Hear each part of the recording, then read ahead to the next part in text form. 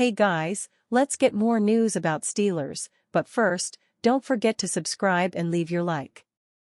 Dan Moore Jr. believes Titans O-line coach can get most out of him by Alex Kozora posted on March 21, 2025 at 7 a.m. An NFL veteran, former Pittsburgh Steelers offensive tackle Dan Moore Jr. believes the Tennessee Titans coaching staff can take his game to another level and live up to lofty expectations created by the $82 million contract he signed in free agency. Speaking to Titans.com writer Jim Wyatt, Moore cited Tennessee offensive line coach Bill Callahan as someone who can maximize his play. He is obviously one of the best coaches in the NFL, Moore told Wyatt, citing Callahan. So many players have developed under Bill Callahan, and I know that. Just talking to him, I know he's going to make me better and get the most out of me. Bill thinks he can help my game a lot, and I believe he can as well. Hopefully we can do some great things together, and Bill can tweak my game here and there, and shoot, maybe I'll be looking at a Pro Bowl or an All-Pro in the future. Our latest videos. Callahan is regarded as one of the NFL's top offensive line coaches, a tick behind the Philadelphia Eagles' Jeff Stoutland and in the same tier as Buffalo's Aaron Kromer and Kansas City's Andy Heck. Bill Callahan joined his son Brian in Tennessee when the latter became the Titans' head coach for the 2024 season. No offense can reach its ceiling without a steady and strong offensive line, making the O-line coach and his ability to develop a critical component to an organization. Pittsburgh felt the benefit with Mike Munchak, building and molding the Steelers' strong five of a decade ago. The Steelers have struggled to replace him. They went through a revolving door of misses. Sean Serrett became Munchak's right-hand man, but like Bill Austin to Vince Lombardi, couldn't get the job done solo. Adrian Clem left before his first year on the job was over. Pittsburgh's found stability with Pat Meyer, entering his fourth year on the job, but he's a far cry from the caliber of Coach Callahan is. Given how the article's text reads and knowing Dan Moore's general personality, this isn't throwing shade at Pittsburgh. They're the team that drafted him and developed him into the player able to cash in on a life-changing sum of money. In the interview with Wyatt, Moore said he tapped into parts of his game in 2024 he hadn't before. But it's clear Moore thinks his game can take new heights. He's still only 26 years old and in the prime of his career. And he's confident Tennessee is the right team to do so. For what they're paying him, they better. Najee Harris. Steelers didn't have any identity on offense. Running back Najee Harris signed with the Los Angeles Chargers this offseason, joining Jim Harbaugh's club after 4 seasons with Mike Tomlin in Pittsburgh.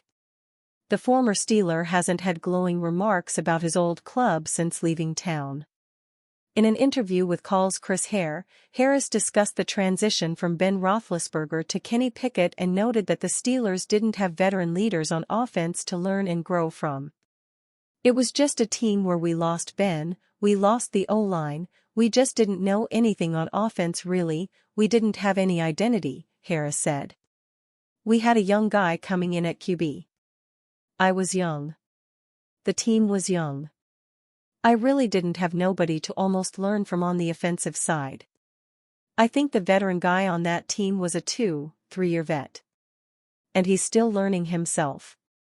And I'm coming in and I'm just trying to look for people to pick their brain, and it was just defensive guys. So I'd go to the defensive guys and talk to them, but there wouldn't be too much they could tell me about offensive things. So, through my years, I've learned a lot that only I learned firsthand. And I feel like, in LA, like we've got a lot of veterans that I can learn even more stuff from, even at the quarterback position and the O-line position. So it was an interesting year there, I'll just say that. Interesting year. In 4 years in Pittsburgh, Harris generated at least 1,000 yards in each campaign, but his high mark came that rookie season with Roethlisberger at the helm, when he earned a Pro Bowl bid with 1,200 rushing yards and 7 TDs. Playing behind an offensive line in rebuild mode for much of his 4 years didn't help, but the lack of explosion and second-level winning was an issue with the first-round running back. Things seemed to sour for Harris when the club declined his fifth-year option, indicating that they'd likely move on from the back. Harris cited Harbaugh as a reason he joined the Chargers, noting his relationship dating back to the recruiting trail in high school. That LA sought out the big back early in free agency highlights their plan to give him a big chunk of the workload. The Chargers have some questions on the interior offensive line, but the scheme under Greg Roman should fit Harris well, potentially providing him with more runway before contact. Playing alongside Justin Herbert after years of QB shuffling will also be a nice change of pace for the running back. The upside in Harris's contract, a one-year, $5.25 million deal with $4 million in incentives, underscores that the Chargers are willing to pay if he produces big numbers in a new scheme far away from Pittsburgh. Steelers connected as potential trade suitor for talented young QB Mike Tomlin, and the Pittsburgh Steelers are still waiting for Aaron Rodgers' decision.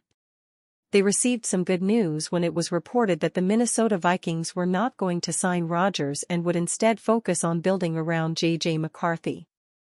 However, there is no guarantee that Rodgers will decide to sign with the Steelers.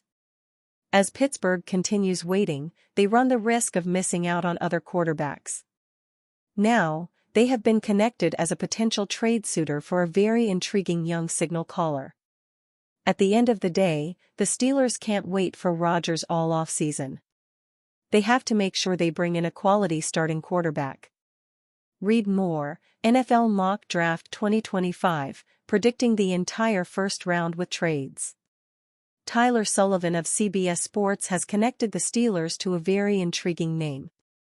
He thinks they're among the most logical destinations for New England Patriots quarterback Joe Milton III. Even if they added another veteran to the room, Milton could be a low-risk acquisition to come in and compete for the starting job over the summer, Sullivan wrote. Given his ability to throw the football a country mile, he'd be fascinating to see with DK Metcalf and George Pickens at his disposal. Milton has been rumored to be on the trade block for the right price. He is coming off of a rookie season with the Patriots where he played in just one game. That one game happened to be the season finale against the Buffalo Bills. In that outing, Milton put together a big-time performance. He showed flashes of talent that could turn into franchise quarterback potential. He ended up completing 22 of his 29 pass attempts for 241 yards, a touchdown, and no interceptions. He also picked up 16 yards and a touchdown on the ground. Heading into the 2025 NFL season, Milton will be just 25 years old. If he develops to his full potential, he could be a long-term option for Pittsburgh or whoever ends up trading for him. Tony Grossi of ESPN Radio revealed that New England is likely seeking a third-round pick in exchange for Milton. Sources closer to the situation than me expect the asking price of the Patriots to be a third-round pick, Grossi wrote. While that is a steep price tag for a quarterback with one start under his belt, Milton has a huge arm and a lot of talent. If the Steelers want to make a move for a young quarterback, this could be the option to pursue. Are you a fan? What do you think of Joe Milton's situation? Leave your opinion in the comments.